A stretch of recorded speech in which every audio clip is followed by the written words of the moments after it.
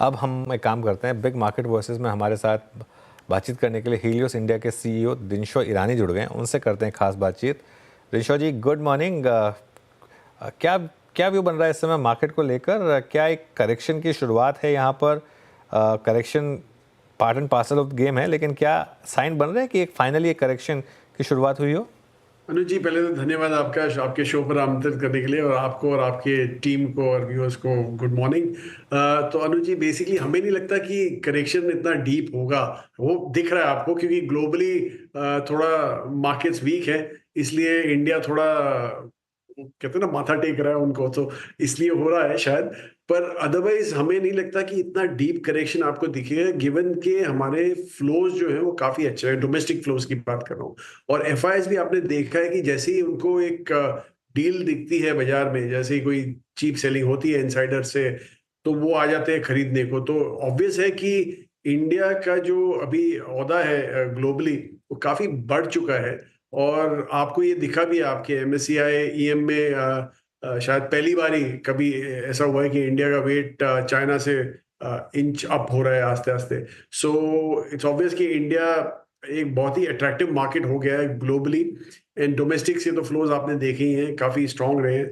बहरहाल फंडामेंटल की अगर जो बात करें, तो वहां पे थोड़ा स्ट्रेच है, और इसीलिए हमें लगता है कि आपको स्टॉक स्पेसिफिक करेक्शन काफी दिख सकता है। बेसिकली इंडेक्स में शायद टाइम करेक्शन दिख जाए, लेकिन पॉकेट्स अगर जो देखें आप, तो वहां पे आपको करेक्शन काफी डीप दिखेगा। तो I think that is how we are looking at the markets. Okay. अच्छा, सेक्टोरली अब मार्केट में क्या अप्रोच रहेगी? क्योंकि इस मार्केट में सबसे बड़ा सरदर्द अभी तक जो बना हुआ है वो है बैंक्स। अब तक सिर्फ प्राइवेट बैंक्स अंडर प्रेशर थे, अब इवन पीएसयू बैंकों में भी, जैसे एसबीआई में भी काफ़ी सेलिंग प्रेशर आ गया। तो यहाँ पर क्या व्यू बनेगा? जी देखिए Anuj ji, actually PSU overall, I mean आप बैंक्स अगर जो साइड में भी रखें और दूसरे भी सेक्टर देखें, काफी हद तक प्रेशर आ गया है वहां पे, क्योंकि गवर्नमेंट एक्सपेंडिचर, जैसे आपने जीडीपी नंबर देखे होंगे जून एंड के जो आए थे, तो उसमें ऑब्वियस था कि गवर्नमेंट स्पेंडिंग काफी हद तक बंद हो चुकी है, और इसलिए काफी प्रेशर बना हुआ है वहां पे। और बैंक्स पे एक्चुअली हमें नहीं लगता कि इतना, वैसे ही उनके जो वैल्यूएशन थे वो काफी हद तक अच्छे बड़े थे। लेकिन ये मुझे लगता है कि बेसिकली वैल्यूएशन करेक्शन है, fundamentally there is no issue PSU banks में, क्योंकि एसेट क्वालिटी काफी हद तक उनकी बरकरार रही है, और लगता है कि आगे भी रहेगी। और प्राइवेट सेक्टर जो आपने बोला, बैंक्स स्पेसिफिकली, अगेन हमारा यही कहना है कि जब तक आरबीआई लिक्विडिटी टाइट रखेगा, तो ऑब्वियसली पूरे सेक्टर को ही प्रॉब्लम है। लेंडिंग सेक्टर की बात कर रहा हूं मैं, बैंक्स और एनबीएफसी दोनों मिला के, तो वहां पे प्रॉब्लम रहेगा। लेकिन जैसे ही आरबीआई ईज ऑफ करना चालू होगा, लिक्विडिटी ईज ऑफ करना चालू करेंगे, तो आई थिंक तब से आप देखेंगे कि credit growth, I mean deposit growth rather, ease off हो जाएगी। एंड क्रेडिट ग्रोथ तो आपने देखी है कि नॉन फूड क्रेडिट काफी हद तक स्ट्रांग रही है। अभी भी जो लेटेस्ट नंबर आए थे, 13-14% ग्रोथ दिखा रहे थे वहां पे। तो इसलिए, और वो हमें लगता नहीं कि ज्यादा दूर है, क्योंकि जैसे पहले भी हमने देखा है कि यूएस जैसे ही ईज ऑफ करेगा ऑन इंटरेस्ट रेट्स, तो आई थिंक आरबीआई को भी थोड़ा ब्रीदर मिलेगा to ease off on liquidity as such. Dinshaw ji नमस्कार, वीरेंद्र बोल रहा हूँ दिल्ली स्टूडियो से। अच्छा, अभी बैंक्स पे आपने टिप्पणी करी और आपने एक टाइट लिक्विडिटी एनवायरनमेंट की बात की। मैं बता रहा हूँ, वीकेंड पे मैंने आई थिंक सुना भी कि कुछ बैंक्स के तो एफडी के रेट्स ऑलमोस्ट 7.8 7.9 है, और सीनियर सिटीजन में तो 8.4 तक जा रहे हैं। इसी दौर में जिस टाइट लिक्विडिटी और बड़े हायर लेवल्स के I think deposit rates offer किए जा रहे हैं, उस वक्त एनबीएफसीज बहुत अच्छा कर रही हैं। अब उसके कारण भले ही अलग हो सके, अगर चाहे वो एचएफसीज को देखिए, बजाज हाउसिंग के आईपीओ के चलते, या फिर गोल्ड फाइनेंस कंपनियां। आपका एचएफसी में इंटरेस्टेड है क्या इस वक्त, और क्या अपने फंड्स में आप लोगों ने एचएफसीज को एक्यूमुलेट किया है? जी बिल्कुल बिल्कुल वीरू जी, एक्चुअली हमें तो वो काफ़ी पसंद है। इसलिए हमारे जो फाइनेंशियल सर्विसेज फंड में है, वहाँ पे 2-3 एचएफसीज हमने एक्सपोजर लिए हुए हैं। अनफॉर्चुनेटली 2-3 ही है, मतलब 3-4 हैं शायद लिस्टेड स्पेस में, पर 2-3 में हमारा एक्सपोजर है। और दूसरा आपने जो बोला कि जो एनबीएफसी स्पेस है, वहाँ पे अगर जो आप वो भी साइड में, लेंडिंग स्पेस साइड में रखें फाइनेंशियल सर्विसेज में, तो नॉन लेंडर्स, मतलब एज इन जो सर्विसेज वाली कंपनीज हैं, वो तो बहुत ही बढ़िया कर रही हैं आज की तारीख में। इसलिए हमें लगता है कि वहां पे आपको ज्यादा ग्रोथ देखेगा देन लेंडिंग सेगमेंट। और दूसरा जो आपने बोला कि जैसे जो प्रेशर गिर रहा है डिपॉजिट रेट्स पे जिस हिसाब से बढ़े जा रहे हैं, मुझे I am sure RBI also comfortable नहीं है वहां पे, क्योंकि उनको आपको ऑब्वियसली बैंक इतना एब्जॉर्ब नहीं करेगा, they will pass it on to the end consumer. जो हाइक होगा उनका कॉस्ट ऑफ बोरोइंग जो हो रहा है वो they lend on pass on to the consumer. तो वहां पे आप देखिए कि रियल इंटरेस्ट रेट जो है इंडिया में काफी हाई हो चुके हैं, हिस्टोरिकली तो ऑल टाइम हाई पे है शायद। तो वो मुझे लगता है कि आरबीआई भी कंफर्टेबल है, इसलिए हमें लग रहा है कि वेरी शॉर्टली आप देखेंगे कि इक्विटी पहले जो चालू होगा वो लिक्विडिटी ईज ऑफ होगा and probably afterwards interest rate cut भी चालू हो जाएंगे। चलिए, तो एक तो मतलब बाजार के दो धड़ों की बात हो गई यहाँ पे, बैंक्स, एनबीएफसीज। एक और थोड़ा चैलेंजिंग फेज से गुजर रहा है auto segment, not exactly two wheeler space, वो है पैसेंजर व्हीकल सेगमेंट। और जरा प्लीज़ एक बार निफ्टी ऑटो का चार्ट लेके आइएगा। निफ्टी ऑटो आपकी स्क्रीन पे 25,362 पे आज अपने 50 डे एक्सपोनेंशियल मूविंग एवरेज को वायलेट करके ट्रेड कर रहा है।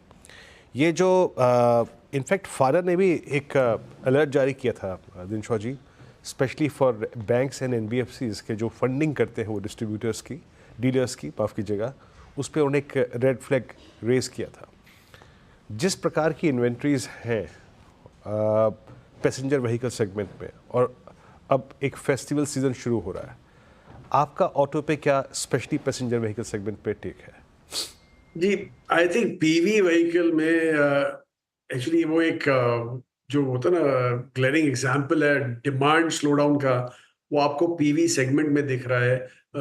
वहाँ पे जो इन्वेंट्री बिल्डअप हुए हैं, ऑलमोस्ट 2 महीने के आसपास इन्वेंट्री अभी घूम रही है वहाँ पे डीलर के एंड पे, जो हेल्दी नहीं है। नॉर्मली 1 महीना मैक्सिमम होती थी डीलर की एंड पे इन्वेंट्री, पर अभी क्लोज टू 2 मंथ्स हो गई है। तो ये सब हेल्दी साइंस नहीं है, और एक्चुअली हमें नहीं लगता कि फेस्टिव सीजन भी इसको इतना पुश कर सकेगा गोइंग फॉरवर्ड, क्योंकि ऑलरेडी देखा है आपने साउंड बाइट इतने पॉजिटिव नहीं आए। जो फेस्टिव सीजन अभी चालू हुआ है, गणेश चतुर्थी एक बहुत ही बढ़िया दिन था, पर इतना बढ़िया ऑफटेक नहीं हो रहा है वहां पे उस समय भी। तो अभी देखते हैं आगे चल के शायद पिकअप आ जाए, लेकिन हमें बिल्कुल कंफर्ट नहीं है पीवी सेगमेंट पे। और इनफैक्ट हमारे जो एनबीएफसी जो हमारे पास है, जो एचएफसी के बिसाइड्स हैं, वो हमारे सीवी लेंडर्स मोर फोकस्ड है देन पीवीज, तो इसलिए हमें वहां पे ज्यादा कंफर्ट है देन, और वो भी सीवीज पे इसलिए कंफर्ट है क्योंकि एक तो इकोनॉमिक ग्रोथ के लिए आपको कमर्शियल व्हीकल की जरूरत पड़ती है। पीवीज में भी आपने देखा है कि एसयूवी जो सेगमेंट था वही था जो ग्रो हो रहा था, वो अभी स्लो डाउन की फेज पे है। These are all alarming signs, तो बहुत ही कंसर्निंग है on the consumption front. Okay, Dinesh ji, तो नया पैसा अभी आप कहाँ डाल रहे हैं? कोई इंटरेस्टिंग थीम जो आपने अभी स्पॉट की हो, सेक्टर या स्टॉक स्पेसिफिक? जी, एक्चुअली प्लेटफॉर्म जो थीम है हमारी अनुज जी, वो काफी हद तक बरकरार है, और वो हमें लगता है कि प्लेटफॉर्म कंपनीज ही हैं विच आर डिसरप्टर्स। कोई भी आप सेगमेंट में देख लीजिए, वही डिसरप्टर होते हैं। तो हमें लग रहा है कि वहां पे आपको अच्छा ऑफटेक देख सकता है, गिवन दैट इकोनॉमी ग्रो हो रही है। और दूसरा एक्चुअली जो आपने बोला नया पैसा, हम इतने रश में नहीं है आज की तारीख में नया पैसा इन्वेस्ट करने के लिए। तो जो भी छोटा मोटा हमें आइडिया दिखता है वहीं पे जाते हैं, ज्यादा हम इन्वेस्ट नहीं कर रहे आज की तारीख में। We would rather keep some cash. Okay, बिल्कुल। तो प्लेटफॉर्म कंपनियों पर खैर आप काफ़ी पॉजिटिव रहे भी हैं। जोमेटो ये टॉप पिक या कोई और भी ऐड किया आपने इसमें? जी, जोमेटो तो है ही है हमारा टॉपिक। टॉपिक मतलब प्लेटफॉर्म कंपनी में टॉपिक है। फिर हमारे पास एक फार्मा रिलेटेड एक प्लेटफॉर्म कंपनी जो रिसेंट आईपीओ आया था, वो उसमें हमारा काफी हद तक वो है। फिर एक D2C कंपनी थी जिसमें अगेन एक आईपीओ आया था, जहाँ पे हमें कंफर्ट है। और ऑब्वियसली फिनटेक का प्ले तो हमारा फेवरेट है, जो हमने होल्ड किया था पहले बिकॉज रेगुलेटरी एक्शन काफी था, लेकिन अभी मतलब पिछले हफ्ते 2-3 हफ्तों से हम ऐड करने लगे हैं वहां पे भी, अभी कंफर्ट आ रहा है वहां पे। ओके, पेटीएम 594 पे ट्रेड कर रहा है आपकी स्क्रीन पे। चलिए, अच्छा एक दो स्टॉक्स पे और यहाँ पर दिनशॉ जी की राय ले लेते हैं। ये मैंने मोटे तौर पे काफ़ी सारे सेक्टर्स कवर कर लिए यहाँ पे, लेकिन एक सेक्टर जिसकी सुबह से बात मैं कर रहा हूँ, कैपिटल गुड्स, उसको थोड़ा सा किनारे रख के मैं कैपिटल गुड्स में से ही हल्का सा एक चंक और वाइट गुड्स सेगमेंट का, लाइक वोल्टास, लाइक हेवल्स, इसको पिक करता हूँ। वोल्टास हेवल्स ने बहुत स्ट्रॉन्ग मूव दिया था। अल्टीमेटली दिनशॉ जी आपका वाइट गुड सेगमेंट पे क्या व्यू है? आप डिक्सन को देखिए, पीएलआई का ये प्लेयर क्या पैसा बना के देखे गया, आई मीन ऑलमोस्ट 13,500। इस सेगमेंट पे आपका व्यू, या फिर इनमें से कोई आपने स्टॉक इंक्लूड किया हुआ था कि अपने पीवीएस में या फिर फंड? जी, हमने पीएलआई में जैसे आपने बोला वही एक स्टॉक था जो हम शायद जल्दबाजी में निकल गए वहां से। लेकिन जो आपने व्हाइट गुड्स की बात की, वहां पे एक्चुअली आप देखिए जो सेगमेंट चले वो सब समर रिलेटेड सेगमेंट थे। मतलब एसी चला, फैंस चले, यही सब, कूलर्स वगैरह, ये सब सेगमेंट ही चला। अदरवाइज व्हाइट गुड्स ओवरऑल इतना बढ़िया नहीं किया। इनफैक्ट आप डीलरशिप से भी बात करें तो करते तो यही निकलता था कि अरे एसीज में तो लाइन लगी हुई है लोगों की खरीदने की। तो इसलिए हमें लग रहा है कि वो सेगमेंट की अभी स्टोरी ओवर हो गई है और वैल्यूएशन एक्चुअली आप देखें तो काफी हद तक स्ट्रेच्ड है वहां पे। इसलिए हमें आज की तारीख में कंफर्ट नहीं है। और दूसरा, डिमांड ऑफ टेक भी नहीं है ऑन द कंजम्पशन फ्रंट, तो इसलिए we would rather stay away. That's what our feels.